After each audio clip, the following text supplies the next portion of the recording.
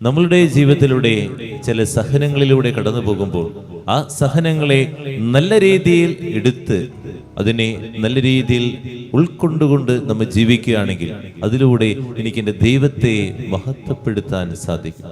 യേശു തൻ്റെ വേദനയെക്കുറിച്ചും മണിക്കൂറിനെക്കുറിച്ചും പിതാവിനോട് വ്യാകുലപ്പെടുന്ന സമയം, അതിനുശേഷം യേശു തന്നെ പറയുന്നുണ്ട്, ഈ വഴിയിലൂടെ ഞാൻ കടന്നു പോകേണ്ടതാണ്.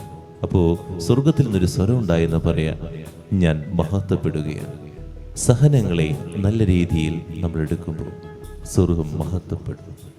എൻ്റെ രോഗമാകാം, വേദനകളാകാം, ഞാൻ ചെയ്യാത്ത കാര്യങ്ങളാകാം, അല്ലെങ്കിൽ ഞാനിപ്പോൾ കടന്നു പോകുന്ന ദുഃഖാനുഭവങ്ങളാകും, അതിനെ നല്ല രീതിയിൽ എടുക്കുമ്പോൾ ദൈവത്തെ പഴിചാരാതെ, ദൈവത്തെ കുറ്റപ്പെടുത്താതെ, ദൈവമേ എന്താ എന്നെ ഇങ്ങനെ വേദനിപ്പിക്കണേ, എന്താ എന്നെ ഇങ്ങനെ സൃഷ്ടിച്ചതിനാ, ഞാൻ മരിച്ചാലോ എന്നൊന്നും പറയാതെ നല്ല രീതിയിൽ എടുക്കുകയാണെങ്കിൽ അതിലൂടെ സ്വർഗം നമുക്കായി ഒരു സ്വരം തരും.